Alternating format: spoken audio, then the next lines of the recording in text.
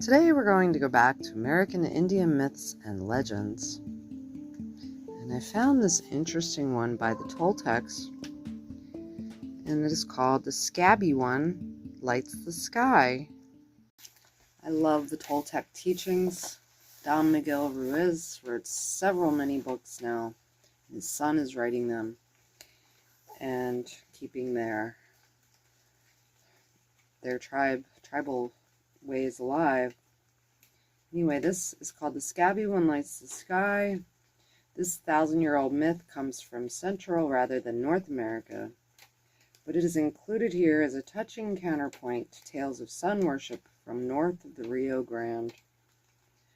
Nanunutzen, a Toltec Prometheus, offers his own life to bring light into the world, underscoring the tradition of sacrifice, especially self-sacrifice and self-torture, which figures in the worship of the sun in some Indian cultures, even in North America. This is very similar to the tale of Christ in that way of sacrifice. And as we're reading through extreme devotions, we're hearing of similar fates. 5 worlds and 5 suns were created one after the other. There were the sons of earth, fire, air, water, and rock. The first world was destroyed because its people acted wrongfully. They were devoured by ocelots, and their son also died. The second son, the pure orb, saw his human beings changed into monkeys for their lack of wisdom.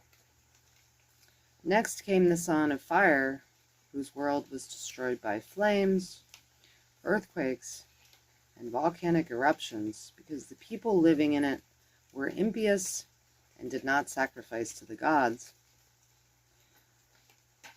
The fourth world perished in a great flood, which also drowned its son. Before the dawn of the fifth, our present world, all the gods assembled in darkness to decide who should have the honor, and a dangerous honor it turned out to be, to light up the fifth world, and with it the fifth sun. One god named Tekasatekal, I know I'm pronouncing that wrong, and I know how to pronounce it, but I can't think of it.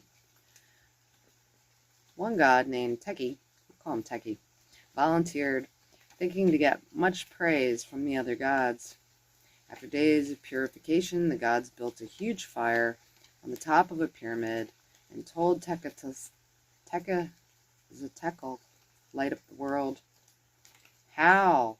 He said, dressed in iridescent hummingbird feathers and jewels of gold and turquoise. By jumping into the fire, said the gods. But he was afraid. He didn't want to be burned up. 4 times he tried to immolate himself, and 4 times the heat, the flames, and his fear drove him back. Then the lowliest of all the gods, Nanunutzen, dressed in humble garments of woven reeds, misshapen, ugly, and covered with scabs, offered to renew the world and light up the sun by jumping into the fire. None of the gods had paid him the slightest attention before, but now they all cried with one voice, "O Scabby One, be thou he who brings back the sun."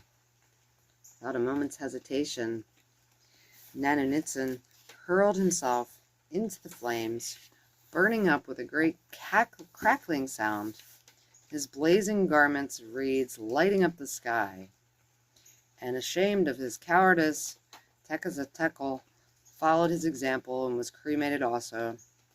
At once the sun rose to light up the new fifth world, and it was the despised Scabby One, brave Nanunutzen, who by his death had given life to the sun.